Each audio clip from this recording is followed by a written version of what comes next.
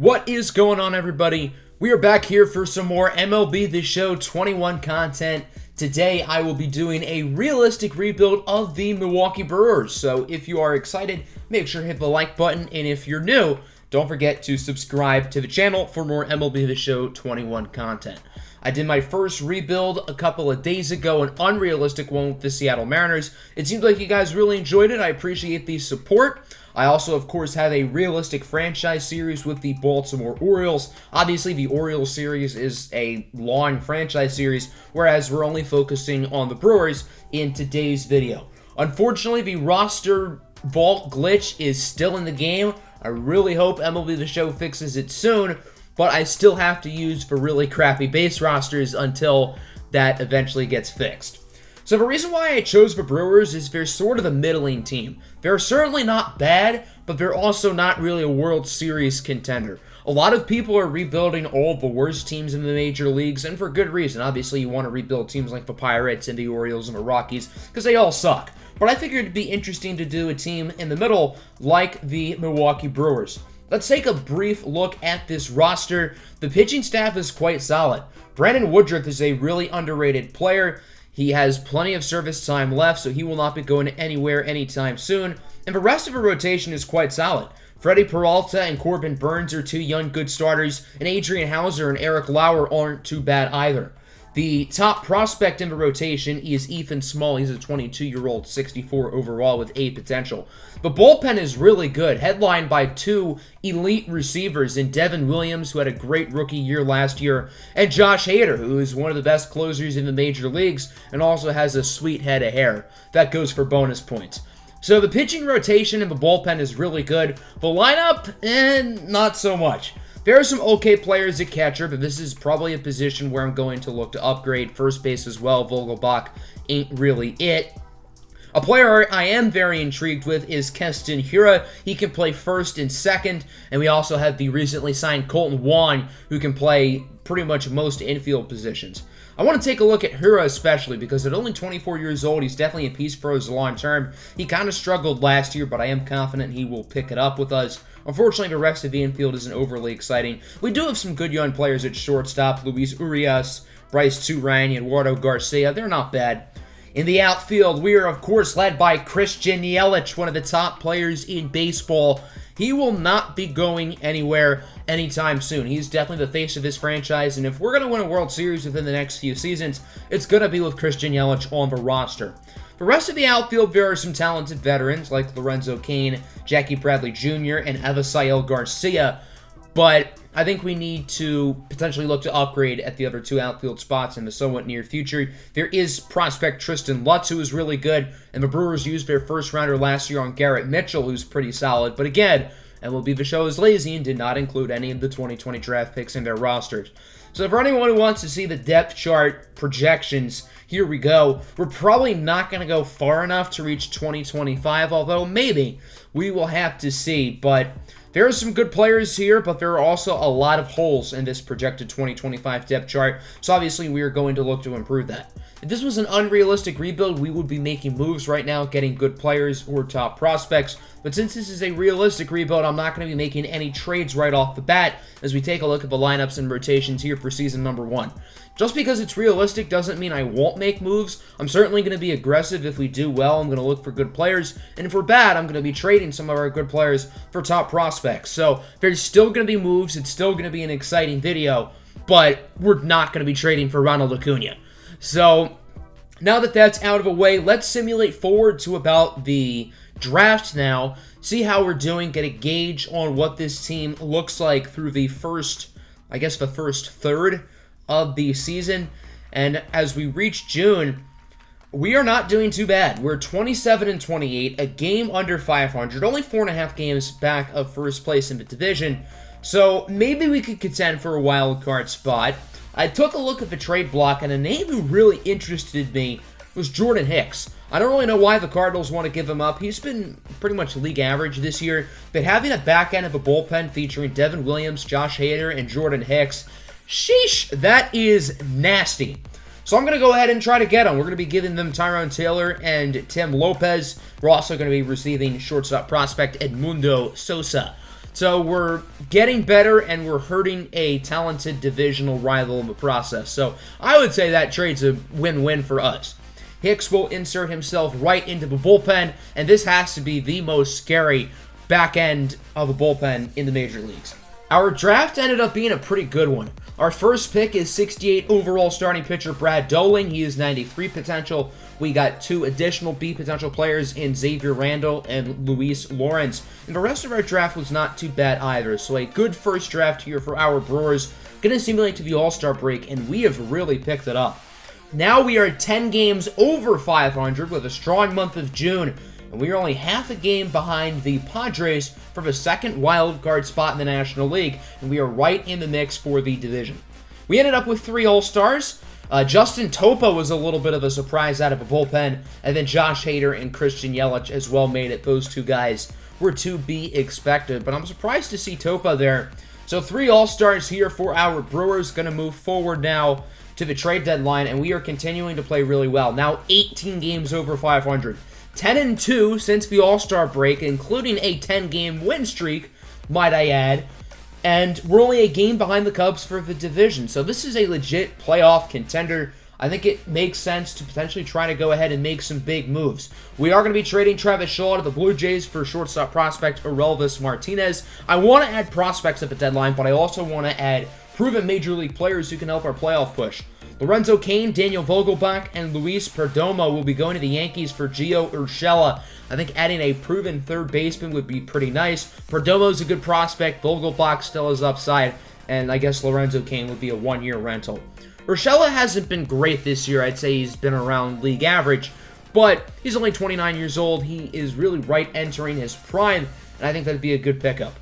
We're going to be getting a prospect here from the Rangers in 17-year-old Jason Dominguez. Going to be sending them Avisail Garcia, Eric Lauer, and David Fry. Dominguez is with the Yankees in real life, but I guess they traded him to Texas. They have a lot of center field prospects. They don't need all of them, so I figured we would scoop up Dominguez. And then 3 B potential prospects going to the Blue Jays for Lourdes Gurriel Jr. Gurriel's a very versatile player. He can play the outfield along with most of the infield spots. And he also has a really good bat. So thank you, Toronto, for giving him to us without us having to give up any super valuable players. Here's a look at the new look lineup headed towards the rest of the season. I think this team definitely improved with the additions of Urshela and Gurriel. The pitching rotation of the bullpen pretty much remains the same because the pitching's been really good this season for the most part. We did trade away Eric Lauer, I believe, in the trade to get Jason Dominguez, I want to say. But the bullpen is the same. The starting rotation is mostly the same. So we're going to simulate to the end of this season here. And we end up going 93-69. We unfortunately did not win the division, but we do make it as a wild card. And we'll be taking on the Padres in the wild card game to see who ends up playing the Dodgers.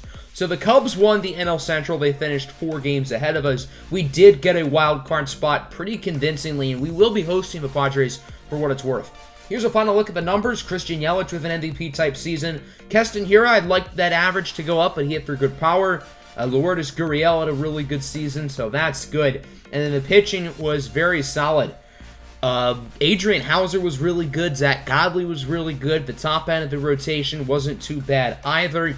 And then the bullpen was great as well. So I think we have a really well-rounded team. We don't have a ton of holes. We don't have a ton of star power, per se, other than Christian Yelich, but I think we can make some noise in the playoffs. Yelich gets hurt in the wild card game, but we do beat the Padres. So now we have the Dodgers here in the NLDS, currently 1-1 on a Game 3, and we would find the results after all these injuries. We end up losing. Game 4, another injury, but we do win. So that brings us to Game 5, and we end up beating the Dodgers to advance to the NLCS, and we're going to be taking on our division rival, the Chicago Cubs. Currently 1-1, now we're down 2-1, make it 3-1. Hold on, they put up 24 runs in Game 4, good lord. We win the next 2 games, so that brings us to Game 7, and in Season 1 of the rebuild, we are advancing to the World Series. I certainly did not anticipate this, and yes, the Cubs did just blow a 3-1 lead. So we're going to be playing the Angels in the World Series. How about that? Mike Trout makes a World Series. Series is currently 2-1, now 3-1. We're not looking too hot. We came back down 3-1 last time, though. We win Game 5, and we win Game 6. So that brings us to Game 7 of the World Series. we actually have a chance to win a championship here in Season 1. That is pretty wild. We're going to have Brandon Woodruff on the mound here, taking on Shohei Ohtani. Shohei is not good in this game, and as you can see, he is struggling. We are up 6-0 through 5 innings. This is a blowout. Now 7-0. 6 shutout frames from Brandon Woodruff, and now the back end of our bullpen is going to finish it off. Williams, Hicks, and Hader going to try to get the job done. Now on the bottom of the 9th, we're up 7-2. And will Josh Hader finish it out? The answer is yes. The Milwaukee Brewers have won the World Series here in year 1 of a rebuild. Brewers, take notes. All you guys need to do is get Gio Urshela and Lourdes Gurriel Jr., and you're going to win the World Series. So going into this rebuild, I certainly was not anticipating this, but I'm not going to complain either. So the Angels choked a 3-1 lead in the World Series. The Cubs choked a 3-1 lead in the NLCS. And the Dodgers choked a 2-1 lead in the NLDS. So we were definitely the comeback kids here. We went undefeated in our elimination games, and there were a lot of elimination games we had to play. So we are going to simulate now to the offseason. I think the plan is I'm going to do 3 seasons total, see if we can possibly win another World Series. This team is still not perfect. We can make it better, but I mean, I certainly was not expecting to win a World Series right away.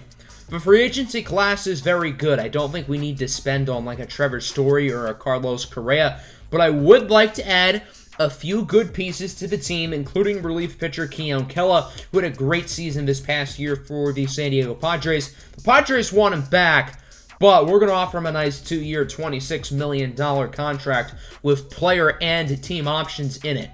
With Jackie Bradley Jr. off the books, we need a new center fielder, and we're going to go after Starling Marte from the Miami Marlins. He's been one of the most consistent players in the majors for upwards of a decade now. Very well-rounded guy. I think he would fit right into our lineup. Can offer him a pretty similar contract to what we offered to Keon Kela. And then I want to add a lefty to the rotation. We don't really have a bona fide left-handed starter. So we're going to try to sign Eduardo Rodriguez to a 2-year deal worth $33.2 million. I know that seems like a lot, but we are trying to run it back for the most part and just add a few missing pieces that we did not have last year.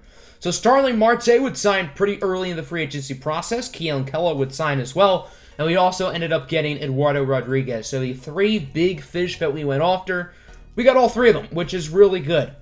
So we don't have a ton of holes. The pitching rotation of the bullpen is great. There are still a few positions of question, including catcher.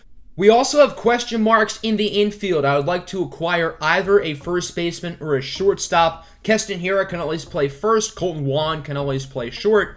So that's why I think we only need 1 infielder, and of course we have Gio Urshela at 3rd.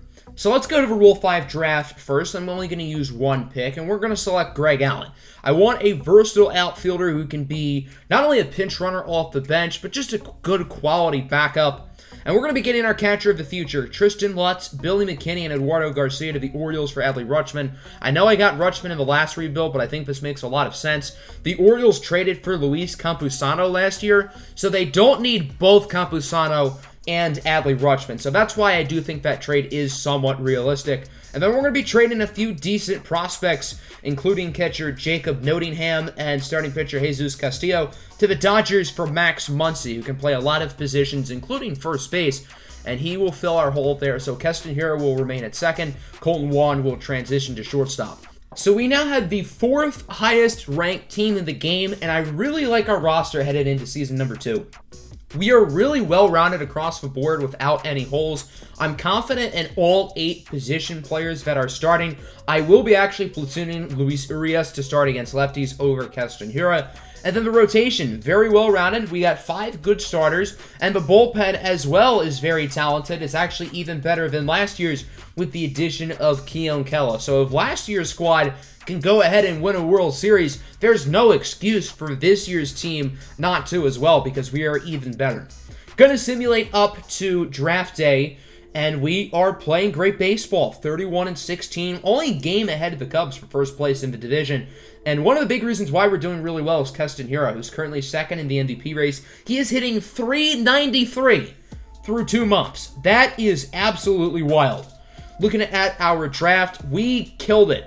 5 players with at least B potential, 6 players with at least 79 potential.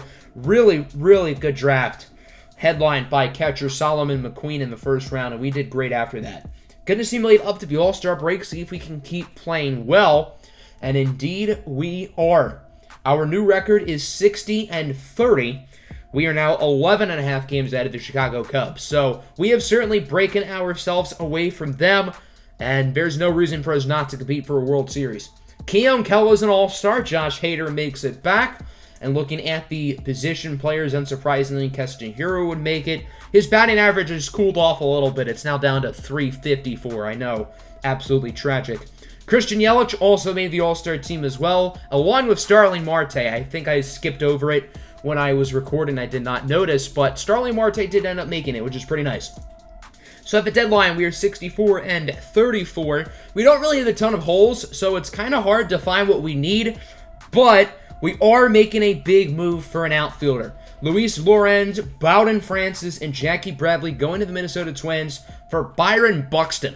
Buxton is a free agent at the end of the year. That's why the Twins are willing to do this. And for us, not only do I think Buxton can be a piece that helps us be more of a contender this year, but also as a long-term addition, I do like it. So now we do technically have 4 outfielders, but remember, Lourdes Gurriel can play the infield. We don't really need Colton Wong anymore. We're going to be trading him for a talented infield prospect in Keone Cavaco from the Toronto Blue Jays, adding another good piece to the farm system. So Gurriel will move over to shortstop now, and the team is even better than it already was.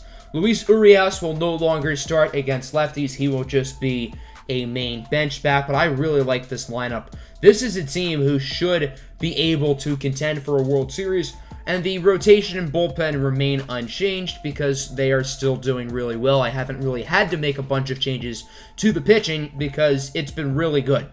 Gonna simulate to the end of the season. Now we should have no problems winning the division 10.5 games over the Chicago Cubs. I think it was 10.5. And indeed, we would end up winning the division with a record of 98-64. We kind of didn't play that well towards the end of the season. August and September, we were pretty average, but it was certainly more than good enough to win the division. Let's take a look at the final numbers. Christian Yelich was great. Keston Hiura really cooled off, but he still had a great season. Max Muncy played really well. Lourdes Gurriel had a great season. Omar Narvaez hit .326 off the bench. So our lineup was even better than it was last year, and the pitching was again great. Brandon Woodruff had an outstanding season. Freddie Peralta was better. Adrian Hauser was great again. Burns and Rodriguez were good. All of our starters had sub-4 ERAs, which is great to see. The bullpen as well was quite solid. The back end of the bullpen was a little bit shaky with Josh Hader having an ERA in the mid-4.5s. But other than that, Devin Williams was good. Jordan Hicks was great. So we're going to be taking on the Atlanta Braves here in the NLDS. We did not, unfortunately, get the 1 seed that went to the Padres, the team who we beat in the wild card game last year. So here we go. Can we win another World Series? Not off to a great start. We are down 2-1. We were great in elimination games last year, but we lose Game 4 to Atlanta. Luckily, we can say we lost to the champions, though, as the Braves do beat the Angels in the World Series. Back-to-back World Series losses for LA. So we have a lot of key free agents. Byron Buxton and Max Muncy, their contracts are up. Keone Kela and Starling Marte have team options. We're going to accept both of them. They were both All-Stars last year. Byron Buxton is not a player who I would like to let go. We traded a lot for him at the deadline, so I think it'd be pretty dumb for us to get rid of him. And then Max Muncy will also be offered a nice contract, and both players would end up accepting before free agency started. So because of that, we don't really have to do a whole lot in free agency. Maybe add another bullpen piece or two, but we don't really have any holes, and there isn't a whole lot we really have to do. So we're going to offer a contract here to Chad Green. He's a talented 31-year-old reliever. He wasn't outstanding last year, but I think he'd be a nice addition. 2 years, $8 million. I think that's a fair contract for him. We're the only one who's offered so far. But then I simulated a few days, and now there's a lot of interest. The Nationals have overtaken us for first place, so we're going to offer him 2 years, $10 million now, and the Nats are still first, even though they're offering him less than $4 million a year when we're offering him $5 million a year. So we're just going to ditch Chad Green, and now we're going to look at Alex Colomé from the Minnesota Twins. 1 year, $7 million. We're offering him more per season than we would Chad Green, but it's only a 1 year deal, so I'm fine with it. I'm also going to offer Michael Fulmer. I'd like to have a bona fide long reliever in the bullpen. He was really good last season, so I figured I'd offer him. Our offer was really close to the D-backs. He would not accept the D-backs one, though. He's instead going to the Cubs. Luckily, we would end up getting Alex Colomé. Now I want a backup catcher. We're going to be looking at Buster Posey. He would end up accepting. So that is really all we did. We did not have to make any trades in the offseason, and the roster for the most part is very similar. So hopefully we can get over the hump of the NLDS and get back to winning another World Series. Again, if the team in Season 1 could, there's no reason for this team not to. The lineups, starters are the exact same, the starting rotation is the exact same, and the bullpen has gotten even better with the addition of Alex Colomé. So this team is essentially a carbon copy and paste of last year's squad, but with Alex Colomé and Jason Dominguez called up to the bigs. So we're actually not doing that well here as we start the month of June. 25 and 23, a little bit disappointing. We've been hampered by the injury bug, though. Keon Keller broke his arm, and Christian Yelich broke his foot. I imagine Yelich was probably the favorite for MVP before he got hurt as well. Luckily, our draft was really good. We got a really good closer in the first round in Luis Chavez, and we had 3 additional B potential players, including Kyle Getz, who looks like a late-round steal in like the 5th or 6th round. Going to simulate to the All-Star break. Hopefully, we can start to play a little bit better, and we kind of are, 49 and 42. We picked it up a little bit, still 3.5 games behind the Cubs for first place in the division. Looking at the All-Star teams, Josh Hader makes it all 3 seasons of the rebuild. Alex Colomé also makes it as well. That's nice to see. We did not have any of our hitters make it. Christian Yelich probably would have had he not gotten injured, but since he was hurt, he did not end up making it, and none of our other batters are doing spectacular enough to make the All-Star team. Going to move up to the deadline now, and now we're starting to pick things up a little bit. 55 and 46, only 3.5 games behind the Cubs. So here at the trade deadline, I think we have to make a big move. I think this team is missing one piece to really propel us over the edge, and I think specifically what we need is an ace. Brandon Woodruff is a good ace, but if we can get an elite pitcher, I think that would be a big deal. So the guy in the rotation I would be willing to part with in order to make this work would be Freddie Peralta, who's a good player, 26 years old, 86 overall. He just hasn't been that spectacular this season. He's probably been our worst starter. So we would get a deal to work. Freddie Peralta along with Bryce Turang and Thomas Jenkins, 2 solid prospects, Turang specifically, to the Indians, or I guess now the Cleveland baseball team, for Shane Bieber. So Bieber will plug right in as our ace. His numbers aren't spectacular this year, but he's Shane Bieber. He's one of the best pitchers in baseball. So hopefully that's enough to help us win the division. So let's go here to September, late September to be specific. We're 84 and 67, tied for the Cubs for the division lead. We're also tied with the Cubs for the second wild card spot. So we could win this division, we could miss the playoffs. We have a 2-game set against the Cubs, and we sweep them. That's a good start. Now we have another series against the Cubs. We are currently 2 games ahead of them, and we would not get the same luck as we ended up getting swept. So we are now 1 game behind them. Our final series is thankfully against the Pirates, and we are now 1 game above the Cubs. They've lost 2 in a row. Final game of the season against the Pirates. If we win, we clinch the division, and indeed we do. 91 and 71. I believe this is our worst record of the video, which is kind of sad, but oh well. Here's a look at the numbers. Christian Yelich, by the way, is still a little bit banged up. Nobody in the lineup was really spectacular. I mean, when Christian Yelich was healthy, he was, but the lineup was a little bit disappointing this year. The pitching is what really stood out. Shane Bieber's ERA has drastically decreased since we got him, which is good news. The bullpen, again, was quite solid. Look at how low these ERAs are. All of our main relievers had sub-3 ERAs. That is great. So we're going to be playing the Dodgers in the NLDS. We beat them in the NLDS a couple years back, I'm pretty sure, as we're not doing too well. Currently down 2-1, and we lose. So for the second straight season, we are eliminated in the NLDS, and again, at least we can say we lost to the champs, as the Dodgers end up beating Cleveland in the World Series. So that will conclude today's episode. I know the final 2 seasons were a little bit disappointing, but we did technically complete the challenge of winning a World Series in the rebuild. It just wasn't specifically when I had anticipated it. Let me know what team we should rebuild next in the comments. I hope you guys enjoyed. I am out. Peace.